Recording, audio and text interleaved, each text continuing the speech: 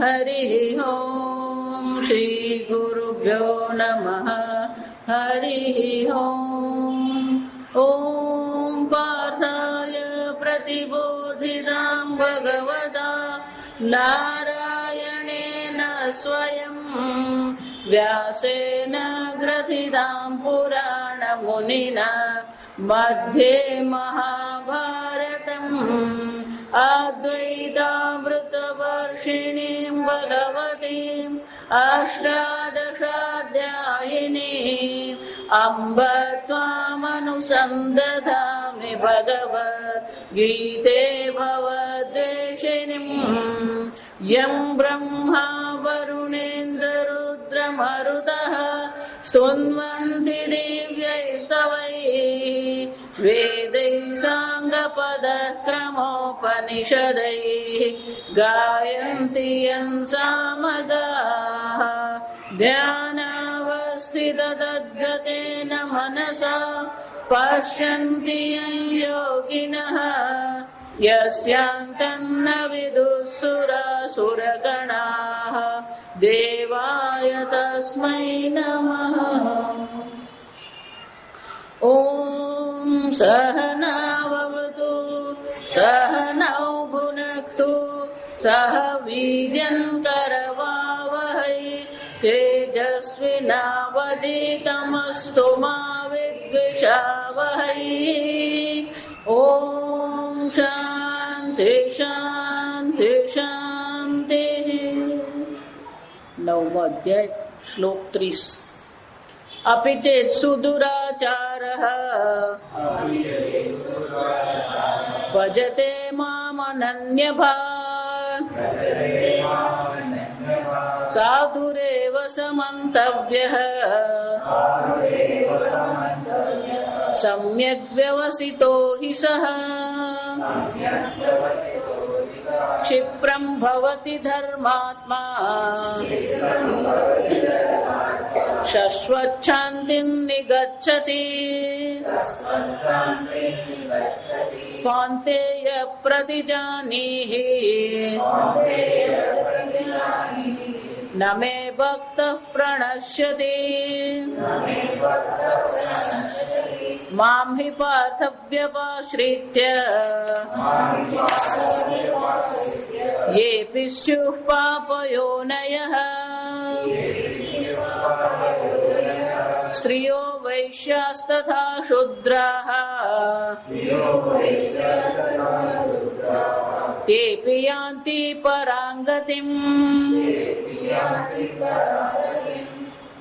क्षिप्रं भवति धर्मात्मा શાશ્વત શાંતિમ નિગચ્છતિ। જેનો ઈશ્વર સાથે સંપર્ક થાય। ભગવાન શું કહે છે? સાધુરેવ સમંતવ્ય। સાધુ જ છે। સામાન્ય રીતે આપણે માનીએ કેસરી કપડા પહેરીને રુદ્રાક્ષ માળા કરીને તિલક કર્યું એટલે સાધુ। જે ઈશ્વરના સ્મરણમાં પોતાનું જીવન વ્યતીત કરે એ સાધુ। જેના જીવનમાં ઈશ્વરનું મહત્વ છે। પૂજ્ય સ્વામી એટલે બહુ સરસ કહેવાય, મોર ઈશ્વર in your life more relax you are. જેટલો ઈશ્વર તમારા જીવનમાં વધારે હશે એટલી જ શાંતિનો અનુભવ થશે।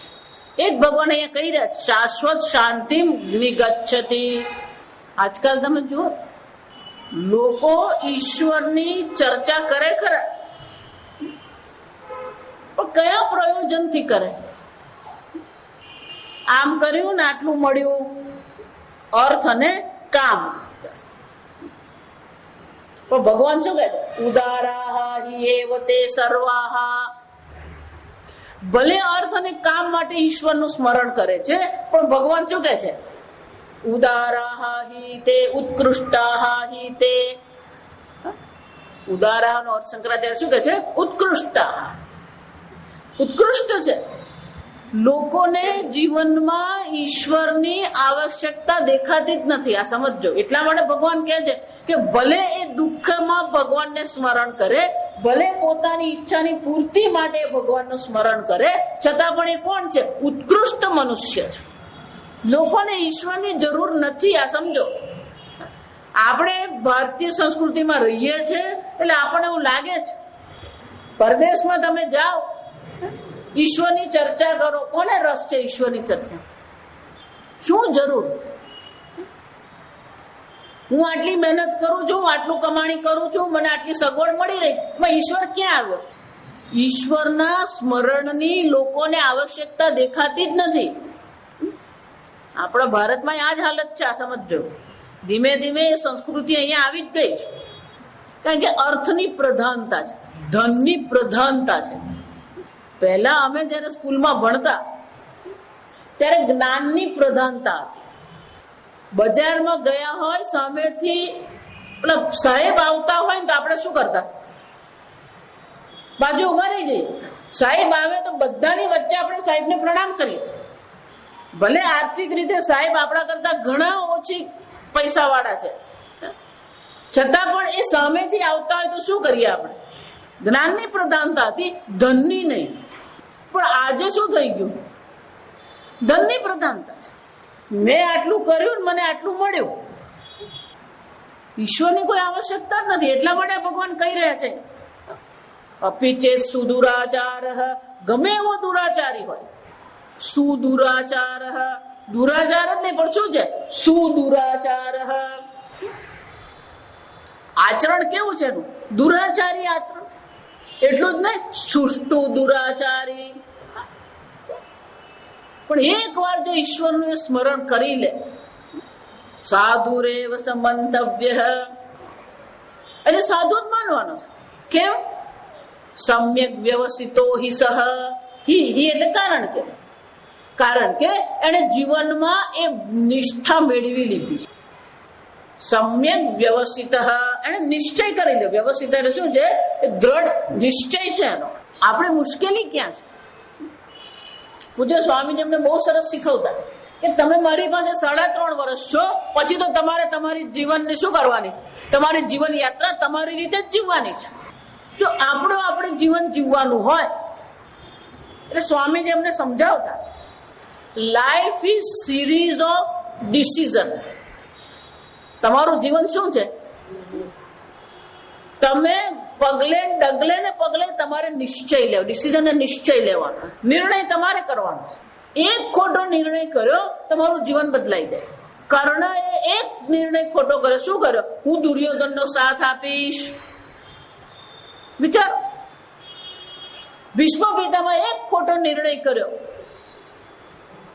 હસ્તિનાપુરની રક્ષા કરવાની પ્રતિજ્ઞા મેં લીધી છે અને એટલે મને હું દુર્યોધનના પક્ષમાં રહીશ. આ એક જ નિર્ણય ખોટો. તમારો એક નિર્ણય તમારા જીવનને બદલી દે. પણ આપણે નિર્ણય કયા કરીએ છીએ? મારો છોકરો પરણી જાય, મારા છોકરાને છોકરા થાય, આ આપણા નિર્ણય. મારા છોકરાને નોકરી મળે, આપણા નિર્ણય કયા છે? આપણા નિશ્ચય કયા છે? આજે મોડું થયું કારણ કે બારડોલી ગઈ. દાદા ગુજરી ગયા. આપણા ટ્રસ્ટી જ છે, ટ્રસ્ટીના પિતાજી. 90 વર્ષની ઉપરની ઉંમર હતી એમની. 9મી તારીખે મતદાન કરી આવ્યા. જો સાંભળજો, મતદાન કરીને આવ્યા, નાઈ ધોઈને તૈયાર થયા, પાઠ કર્યો, ચા પીધી. એમને દમની તકલીફ એટલે પેલો પંપ લીધો, ઇન્હેલર. એમની પત્નીને એમણે કીધું, આજે આ પંપ કઈ થતો નથી બરાબર, એની કઈ અસર નથી દેખાતી. એટલે એમણે એવું કીધું, તમે કામ કરો, જરાક વાર સુઈ જાઓ.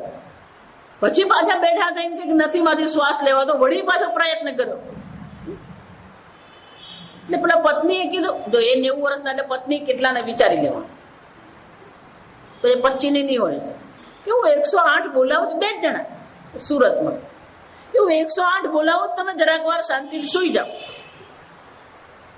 108 આવે એ પહેલા જ મેં એમને પૂછ્યું શું થયું? મને કે ખાલી બે વસ્તુ બોલ્યા, હે દેવા મને માફ કર, હે દેવા. આ કયું બોલી શરીર છૂટી ગયું.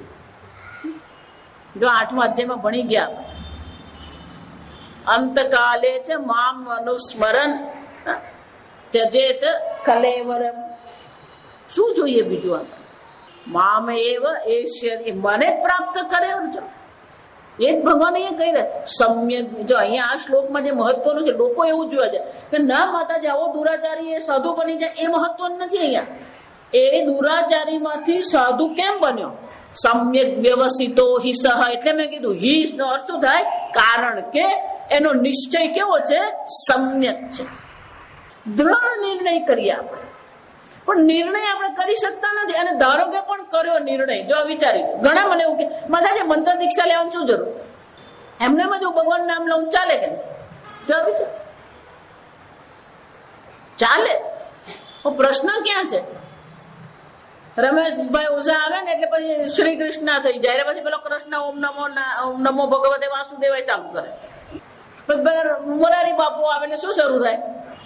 શ્રી રામ જય રામ જય જય રામ. પછી ગાયત્રી પરિવાર વાળા 25 કુંડ યજ્ઞ કરે એટલે પેલો શું શરૂ કરે? ગાયત્રી. તમારો નિર્ણય શું થતો રહે છે? બદલાતો રહે. મંત્ર દીક્ષા લીધી હોય ને એટલે આપણો મંત્ર એક જ થઈ ગયો, બદલાવાનું રહે જ નહીં. નિર્ણય નથી. એટલે ભગવાન શું કહે છે? સમ્યક વ્યવસ્થિતો હિ સહ. જો અર્જુને પણ ભગવાનને નિર્ણય બતાવી દીધો, શિષ્યસ્તે હમ સાધિમામ તો આમ પ્રપન્નમ. હું હંમેશા બધાને કહું, અત્યાર સુધી ભક્ત હતો, હવે હું કોણ છું? શિષ્યસ્તે હમ, હું શિષ્ય છું. સાધિમામ તો આમ પ્રપન્નમ, હું તમારા શરણે આવ્યો. પણ અર્જુન આપી દીધું ઘણો બધા ઉપાય છે. તું આ હમણાં આ યુદ્ધ વખતે આ શરણાગતિની શિષ્યની ચર્ચા નહીં કરે, આપણે બીજો કઈક ઉપાય કરીએ. અને ભગવાને શું કીધું? નહીં પ્રપશ્યામિ મમાપનુદ્યાત યચ્છોકમુચ્છોષણમિન્દ્રિયાણામ. આનો આ નિર્ણય છે. ભગવાન સુરાણામ અપિચાધિપત્યમ, આ જગતનું નિશત્રુ રાજ્ય મને મળે, કે સુરાણામ દેવતાઓનું પણ આધિપત્ય મને મળે, પણ મારા હૃદયમાં પડેલો જે શોક જે છે એ શોકની નિવૃત્તિ હું જોતો નથી. આ વિચારો, દુઃખી બધા જ છે, આ સમજો. કારણ કે બધાના જ ખાનામાં પાપ અને પુણ્ય પડેલા જ છે.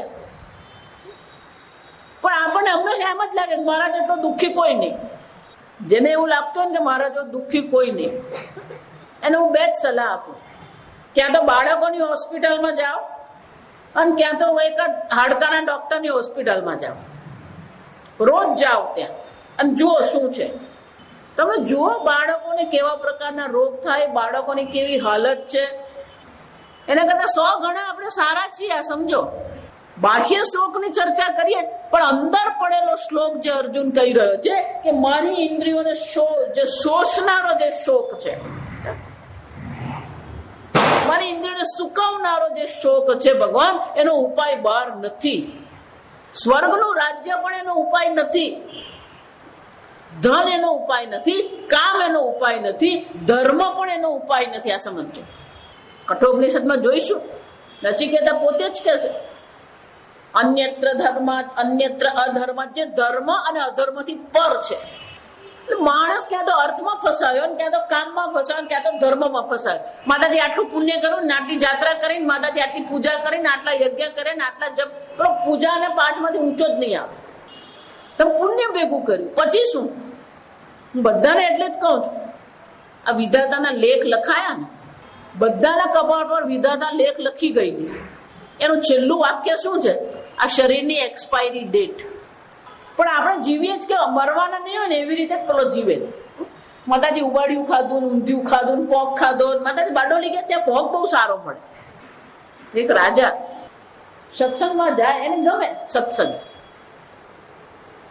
પણ મહાત્મા જે વૈરાગ્યની વાત કરે ને એનાથી થાય નહીં. એટલે કે મહાત્મા તમે વાત કરો ને બધું બંધ, મને બહુ ગમે, વાત તમારી બહુ સરસ છે, પણ આ ભોગ મારાથી છૂટતો નથી. એટલે કે કંઈક એવો ઉપાય બતાવો ને કે આ બધું મારાથી છૂટી જાય, મારા મગજમાંથી આ બધું જાય. પહેલાના જમાનામાં જે મહાત્મા હતા ને બધા બહુ કડક ઉપાય બતાવતા. એટલે કે તારી પાસે તલવાર છે કે નહીં? કે મહાત્મા રાજા છું, તલવાર તો હોય જ. જો આ સમજ કે રોજ અડધો કલાક, જો આ સાંભળજો, કે રોજ અડધો કલાક કાચા સૂતરના દોરાથી બાંધીને તલવાર ટીંગાડવાની, અને એની નીચે તારે અડધો કલાક બેસવાનું. ભોગ યાદ આવે, નર્તકી યાદ આવે. રોજ શું કરવાનું? અડધો કલાક પછી તલવારની નીચે બેસવાનું. શાનાથી ટીંગાડેલી? સૂતરના દોરાથી. હમણાં બહુ સરસ મેસેજ આવે વોટ્સઅપ. એક ભાઈ એના મિત્રોને લખે છે પત્ર, મેસેજ છે, સંદેશો, કે હું મરી જાઉં પછી તમે વખાણ કરશો, હું મરી જાઉં પછી મને હાર પહેરાવશો, હા હું મરી જાઉં પછી તમે મારા માટે રડશો, એને કદાચ મારી હાજરીમાં જ કરો. નહીં, તારી હાજરીમાં તને નહીં છોડું. મૃત્યુ આસન, મૃત્યુનો વિચાર કરે ને ભલો માણસ શું થાય, બધું છૂટી જાય. એટલે મજાકમાં કહું, ડોક્ટરે ખાલી એટલું જ કહેવાનું, ભાઈ પેટમાં ગાંઠ હોય ને એવું લાગે છે, વાત પછી પેલું આઈસ્ક્રીમ નહીં ભાવે, ઉબાડ્યું નહીં ભાવે, ઊંધિયું નહીં ભાવે, છૂટી જવાનું છે. કઈ વસ્તુ તમારી સાથે અહીંયા નથી આવવાની, વિચાર કરો કઈ વસ્તુ તમારી સાથે આવશે, અને કોણ આપણા બાપ દાદા લઈને ગયા. જો વિચારજો, મારા પરદાદા એટલે મારા દાદાના પિતાજી, એ જમાનામાં એમણે ઘરમાં જ ખાડો ખોદીને ઈંટનો ભઠ્ઠો નાખીને 3 માળની હવેલી બનાવી. હજી એ હવેલી છે કોકના નામ, પણ એ પરદાદા રહ્યા, દાદા રહ્યા નહીં, બાપા રહ્યા ગયા, હવેલી છે એ જમાનામાં બનાવી. શું આવશે તમારી સાથે? એ જમાનામાં પેલા ગામના પટેલ, જો વિચાર, અને પટેલ તરીકે પેલા સરકારી ઘોડા આપે ને ઘોડાગાડી ખરીને કોર્ટમાં જવાનું બધું જ હતું, પણ બધું ક્યાં ગયું? સાથે આવ્યું. સમ્યક વ્યવસ્થિતો હિ સહ, નિર્ણય તમારે કરવો, ભગવાન નહીં કરે. તમને શું જોઈએ છે એનો નિર્ણય તમારે કરવાનો છે, ભગવાન નહીં કરે. કેમ? કર્મણી એવ તવ અધિકાર. ભગવાને તો તમને શું કરી? સ્વતંત્ર સંકલ્પ શક્તિ આપી દીધી છે. હવે સંકલ્પ તમારે કરવાનો છે. આ પૂજા કરીએ ને ત્યારે પેલો બ્રાહ્મણ શું કરાવે? પેલો સંકલ્પ કરાવે. એમ રોજ સવારે ઉઠીને સંકલ્પ કરો. ભગવાનને કહો, ઈશ્વર સિવાય મને બીજું કશું જ નથી જોઈતું, ઈશ્વર થી ઓછું કઈ નહીં જોઈએ. ભગવાનને કેવું પડે, સમ્યક વ્યવસ્થિતો હિ સહ. પણ આપણું ખાતું કેવું? ગુજરાતી બહુ મજા નહીં કહેવાય, દૂધમાં દહીંમાં. જો આ સમજ, શંકરાચાર્યજી એક જગ્યાએ કહે છે, 2 વિરુદ્ધ દિશામાં જતી 2 નાવ છે, એ બંને નાવમાં હું પગ રાખી શકું? એક સંસારનો માર્ગ છે, દક્ષિણ માર્ગ છે, એક મોક્ષનો માર્ગ છે, ઉત્તર માર્ગ છે. જો આવશે આ બધું કઠોપનિષદમાં આવવાનું. શ્રેયશ્ચ પ્રેયશ્ચ મનુષ્યમેતો વિપરીતો વિશુચિ. બંને વિપરીત છે એટલું જ નહીં, વિશુચિ. બંનેની દિશા પણ કેવી છે? વિરુદ્ધ દિશા છે. મારા છોકરાએ પરણી જાય, મારા છોકરાના છોકરાએ થાય, પછી મને મોક્ષે મળે. નવું જયારે વિડીયો ટેપ નીકળી હતી ને, એટલે અખંડાનંદ મહારાજને પહેલા પેલી કેસેટ તો મને સંભળાવેલી, એટલે એમને ખબર કે આ કેસેટમાં મારો અવાજને શું કરે, લોકો રેકોર્ડિંગ કરે. એટલે જયારે પહેલી વાર આવું કેસેટ નું રેકોર્ડિંગ એમને બતાવ્યું ને, અચ્છા આપને મેરે આવાજ કો કેદ કર લિયા. પછી પેલો વિડીયો ટેપ નીકળી. દર વર્ષે એમના માતૃશ્રી બિરલા, જે બિરલા હાઉસ કહેવાય બોમ્બેમાં, તેમના પ્રવચન હોય. એટલે પેલો વિડીયો ટેપ નીકળે ને, એટલે પેલા બિરલાએ પેલો વિડીયો રેકોર્ડિંગ કર્યું. રેકોર્ડિંગ કરીને પછી પેલું ભાગવત નું હતું 15 દિવસના પ્રવચન. એટલે ધીમે મહારાજને પૂછ્યું, अब ये क्या कर रहा, ये यहाँ क्यों खड़ा है? तो महाराज जी वो रिकॉर्डिंग कर रहा है. वो रिकॉर्डिंग क्या होता है? नहीं महाराज जी आप जो बोल रहे हैं ना, वो सब यहाँ पर हो जाता है, रिकॉर्ड हो जाता है. नहीं वो तो छोटी सी थी है, ये तो बड़ी वाली है. नहीं महाराज जी इसमें तो दृश्य भी आ जाता है. अच्छा જાતું.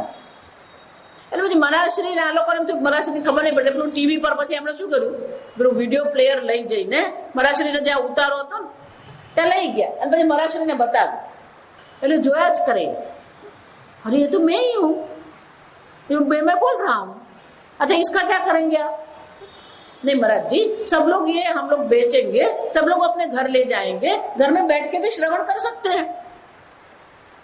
अच्छा उसमें और क्या होता है? देखो महाराज जी ये दबाते हैं ना तो प्ले करते हैं ना तो शुरू हो जाता है. अच्छा फिर ये दबाते हैं ना तो जल्दी जल्दी जाता है. फिर ये दबाते हैं तो बंद हो जाता है. ये दबाते हैं तो पीछे जाता है महाराज. अच्छा अब तुम गुरु को भी पीछे ले जाएंगे. જયારે મન ફાવે ત્યારે પ્લે કરવાનું, મન ફાવે ત્યારે શું કરી દેવાનું, ચૂપ. મન ફાવે ત્યારે શું કરવાનું? આગળ દોડાવી દો.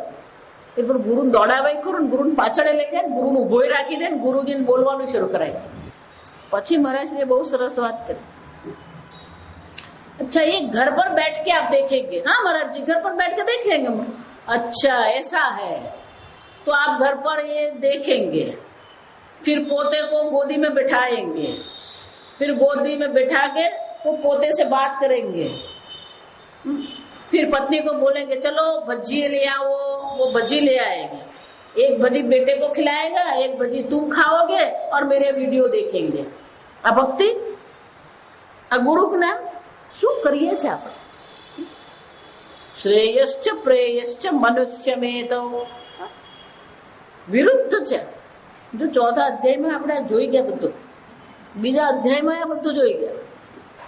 સમ્યક વ્યવસ્થા, નિશ્ચય આવો. ભગવાન કહે છે જેનો નિશ્ચય સમ્યક છે, યોગ્ય છે, દ્રઢ છે, શું થાય? ક્ષિપ્રમ ભવતિ ધર્માત્મા.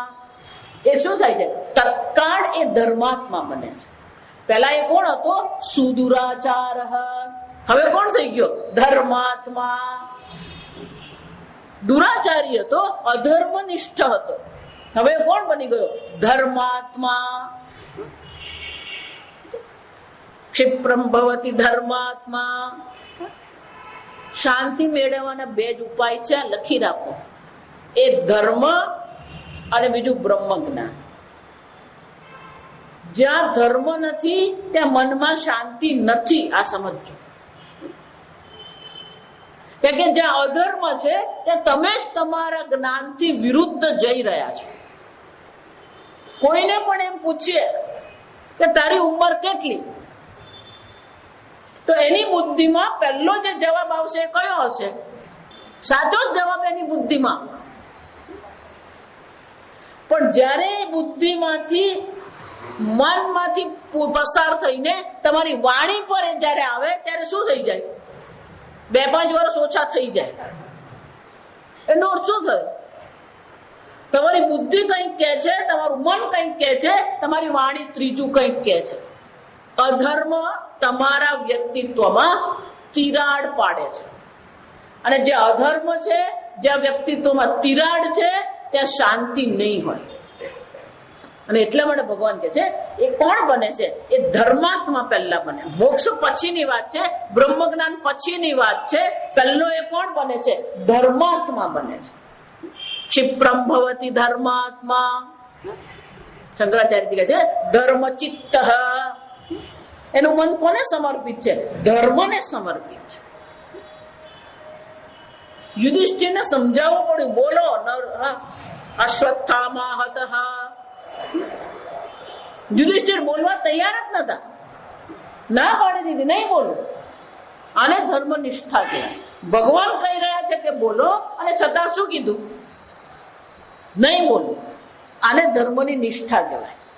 પણ ભગવાનની પાસે ઉપાય બીજો કરવો પડે એવું હતું, કારણ કે બીજો કઈ ઉપાય નતો. દ્રોણાચાર્યને જો મારવું હોય તો ઉપાય ભગવાન પાસે બીજો કોઈ હતો નહીં. એટલે પેલા ભીમને કહી દીધું માર પેલા હાથીને, એનું નામ અશ્વત્થ છે. ભીમ સીધો સાધો. આ યુધિષ્ઠિર બધું ધર્મની ચર્ચા કરે. જો ભીમ કે આપણે ધર્મ નહીં ને અધર્મ, આપણે ભગવાન કેમ કર્યા કરવાનું, શાંતિ. ભગવાન કે હાથીને મારી પ્રદેન મારી આવ્યો. ક્યાં તો ભીમ બનો અને ક્યાં તો યુધિષ્ઠિર બનો, આ સમજો. આપણે વચ્ચેના બનીને અટવાયા કરીએ છીએ. જાહી બીધી રાખે રામ, તાહી બીધી રખીએ. અને પેલો મારી ના આવ્યો ને એટલે ભગવાને તરત જ પેલો યુધિષ્ઠિર બોલે ને એટલે તું શંખ ફૂકી દે છે. હવે એનો શંખ મહાશબ્દ આગળ જ આવી ગયું. પૌંડ્રમ મહાશંખ. પેલો શંકર એટલો મોટો એનો. જ્યાં પેલો યુધિષ્ઠિર બોલ્યો અશ્વત્થામા હતઃ, એટલે ભીમે શું કર્યું? એ કેમ શું કામ પૂછવાનું જ નહીં. ભગવાને કીધું શંખ ફૂંકવાનો અને ફૂકી દેવાનો. એટલો જોરમાં શંખ એને ફૂક્યો. પેલો યુધિષ્ઠિર શું બોલ્યો? નરો વા કુંજરો વા, કોઈ સાંભળ્યું જ નહીં. જા વિચાર. પણ જા સમજવા બરાબર. આ મહાભારતમાં ચર્ચા બહુ સરસ છે. અશ્વત્થામા હતઃ. આ વાક્ય સત્ય છે કે અસત્ય છે? જા સમજો બરાબર. અસત્ય છે, કારણ કે સત્ય એને જ કહેવાય. શંકરાચાર્યજી આપણને સત્યની વ્યાખ્યા કરી આપી ગયા છે. તમારી બુદ્ધિમાં જે જ્ઞાન છે એવું જ જ્ઞાન તમે બીજાની બુદ્ધિમાં પ્રવેશ કરાવો તો એ સત્ય કહેવાય. યુધિષ્ઠિરના બુદ્ધિમાં જ્ઞાન કયું હતું? અશ્વત્થામા હાથી મરી ગયો છે. એણે દ્રોણાચાર્યની બુદ્ધિમાં કયું જ્ઞાન કરાવ્યું? અશ્વત્થામા પુત્રનો હત્યાનું જ્ઞાન કરાવ્યું. યથા અનુભૂતમ યથા દ્રષ્ટમ યથા શ્રુતમ તથા એવ અન્ય બુદ્ધિ સંક્રમણમ સત્યમ. આ સમજો, સત્ય એટલું સરળ નથી. તમારી બુદ્ધિમાં જે જ્ઞાન જેવું છે એવું જ તમે બીજાની બુદ્ધિમાં જ્ઞાન આપો ને તો એ સત્ય. યુધિષ્ઠિરે અશ્વત્થામા હતા જયારે કીધું ત્યારે એની બુદ્ધિમાં જે જ્ઞાન હતું કયું હતું? હાથી મરી ગયો. દ્રોણાચાર્યની બુદ્ધિમાં જે જ્ઞાન થયું એ કયું થયું? પુત્ર મરી ગયો. અને એટલા માટે યુધિષ્ઠિર જે બોલ્યા એ અસત્ય હતું. અને એ અસત્ય હતું એટલા માટે એમનો રથ જે છે શું થઈ ગયો? નીચે આવ્યો. ક્ષિપ્રમ ભવતી ધર્માત્મા ધર્મચિત્ત. શંકરાચાર્ય શું કરે? એના ચિત્તમાં ધર્મ છે. હું જો તમને વારંવાર એટલે કહેતી રહું, તમને એવું લાગે માતાજી થોડુંક આમ તેમ તો કરવું જ પડે, તો જેમ જ જીવાય.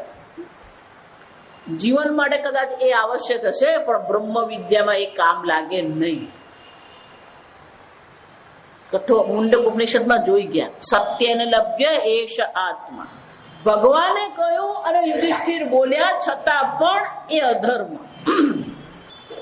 આપણે તો શું માની લે, પણ ભગવાને કહ્યું ને બોલ્યા પછી શું કામ આવશે? તે તો ભગવાને બોલાવડાવ્યું. સંકલ્પ તમારો છે, નિર્ણય તમારો છે. અને એટલા માટે યુધિષ્ઠિર ના પાડે કે હું નહીં બોલું. સમજાય છે હવે યુધિષ્ઠિર ના કેમ પાડતા? અને જે ધર્માત્મા બન્યો એને શું દે? શાશ્વત શાંતિ નિગચ્છતિ. એને શાશ્વત શાંતિની પ્રાપ્તિ થાય. જે ધર્માત્મા છે, જેની બુદ્ધિમાં ધર્મ છે, એને જ શાંતિની પ્રાપ્તિ થાય. બીજી શાંતિ જે છે કઈ છે? શાંતિમાં આપનોતી ન કામ ખામી. જેને બ્રહ્મ જ્ઞાન થઈ ગયું છે, હું અસંગ એક અદ્વિતીય ચૈતન્ય માત્ર છું, વિક્ષેપ કરનાર બીજું કઈ છે જ નહીં. પહેલી શાંતિ એ ધર્મની શાંતિ છે, બીજી શાંતિ એ જ્ઞાનની શાંતિ. પણ જ્યાં સુધી ધર્મની શાંતિ નહીં હોય ત્યાં સુધી જ્ઞાનની શાંતિ શક્ય નથી. ભગવાન આ તમે કહ્યું તો ખરું કે ધર્માત્મા બની જાય, પણ ખાતરી શું ભગવાન? આ ભગવદ ગીતા છે. ભગવદ ગીતાનો ઉપદેશ પછી યુદ્ધ શરૂ થયું. અને યુદ્ધ શરૂ થયા પછી ભગવાને બધું બહુ ઊંધું ચતું કરેલું. આ સમજ, મહાભારતમાં સૌથી વધારે ઊંધું ચતું કર્યું તે કૃષ્ણ ભગવાને કર્યું. પછી એ ભીષ્મ પિતામહ હોય, દ્રોણાચાર્ય હોય, કર્ણ હોય, બધાની સાથે ભગવાને શું કરેલું? એટલે ભગવાનને ખબર હતી કે હું આ ધર્મનું શું કરવાનો છું? ઉલ્લંઘન કરવાનો છું.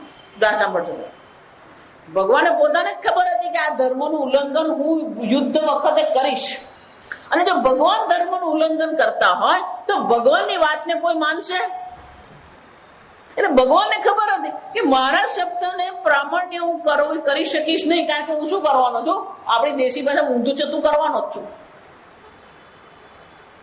એટલે ભગવાને અર્જુનને કીધું, કોંતેય પ્રતિજાની, તું પ્રતિજ્ઞા કર.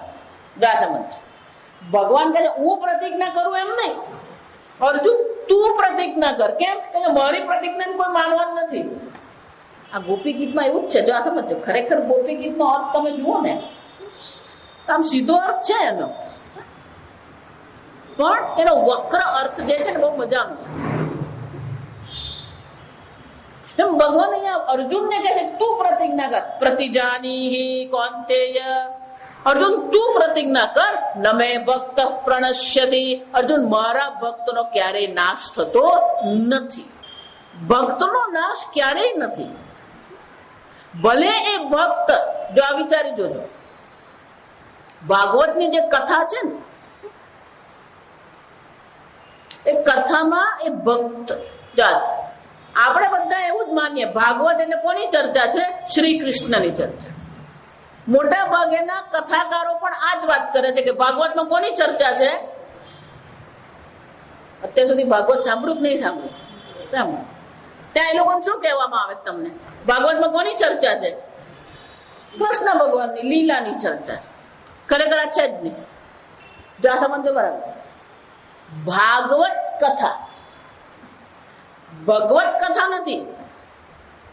ભગવત કથા એમ લખ્યું તો એ ભગવાનની કથા છે, પણ એ તો કથા કોની છે? ભાગવત કથા છે. કે ભાગવત કોને કહેવાય?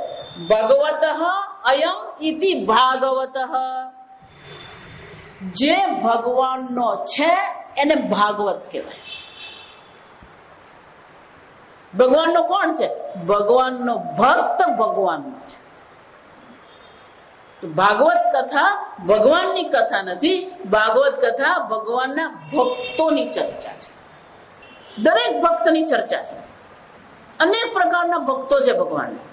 જે ભગવાનના છે એની જ કથા છે. કુંતી કહીએ, ભીષ્મ કહીએ, પરીક્ષિત કહીએ,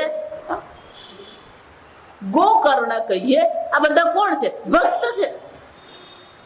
ધૃતરાષ્ટ્ર કહીએ, વિદુરજી કહીએ, શૌનક કહીએ, આ બધા કોણ છે? ભગવાનના ભક્તો છે. ભાગવત એ ભગવાનના ભક્તોની કથા છે. અને ભક્તોની કથા દ્વારા આપણને સમજાવવામાં આવ્યું છે કે ભક્તનું જીવન કેવું હોવું. એટલું જ નહીં, ધારો કે પણ ભક્ત એના માર્ગથી ચ્યુત થઈ ગયો તો ભગવાન એની રક્ષા કરે.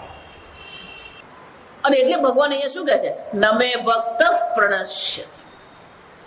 એક વાર જેને પોતાને ભગવાનને સમર્પિત કર્યા, ભગવાન કહે છે એની રક્ષા કરવાની જવાબદારી મારી છે.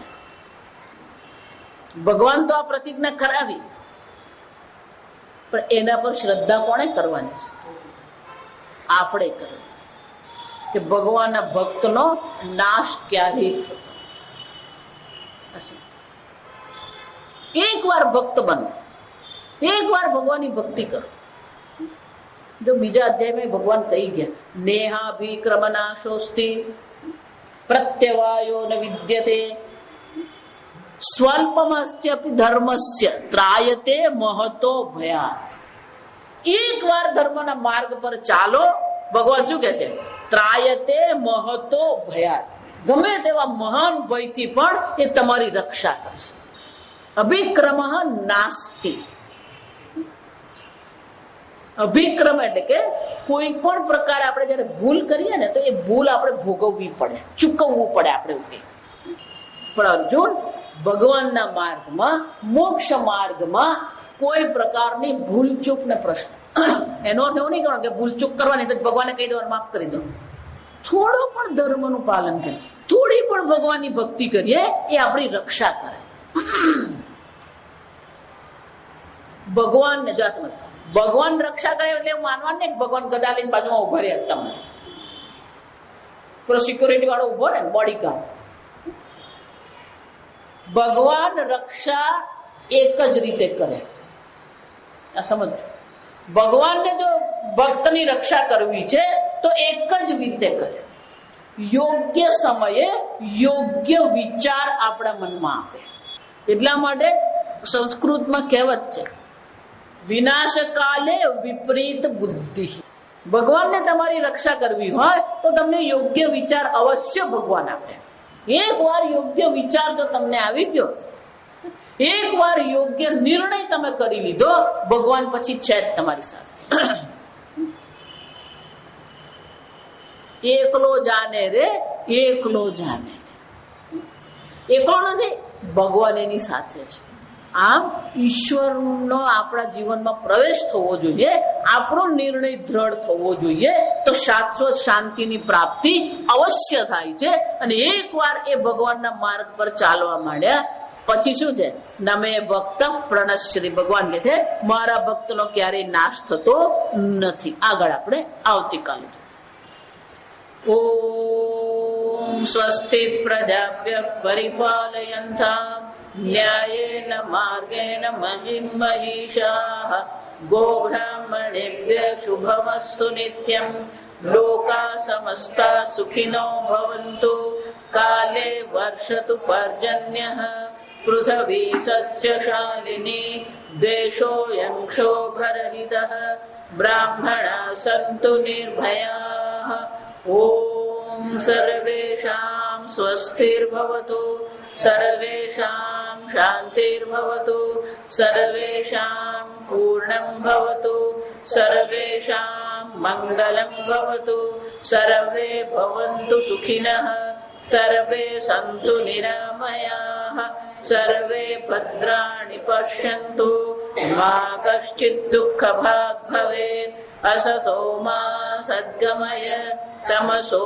मा ज्योतिर्गमय मृत्योर्मा अमृतङ्गमय ॐ पूर्णमदः पूर्णमिदं पूर्णात् पूर्णमुदच्यते पूर्णस्य पूर्णमादाय पूर्णमेवावशिष्यते ॐ शान्ति शान्ति शान्तिः हरिः ॐ श्रीगुरुभ्यो नमः हरिः ॐ।